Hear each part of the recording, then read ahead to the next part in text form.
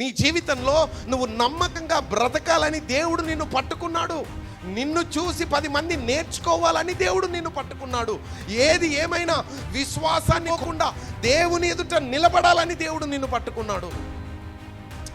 ఇలా వచ్చేసి అలా హల్లెలూయా అలా కాదు. కొన్నిసార్లు నీ జీవితంలో ఆశీర్వాదాలు అలా రావు. కొన్నిసార్లు నీ నమ్మకత్వాన్ని దేవుడు టెస్ట్ చేస్తుంటాడు. నీ యొక్క ఫెయిత్ఫుల్నెస్ని దేవుడు అడుగుతాడు.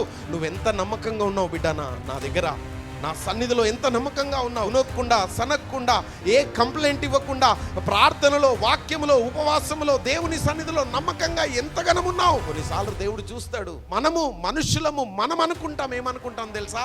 దేవుడు మర్చిపోయాడు నన్ను. దేవుడు మరవడు బిడ్డ. నీ యొక్క ప్రతి దినము ఆయన బుక్కులో రాసుకున్నాడు.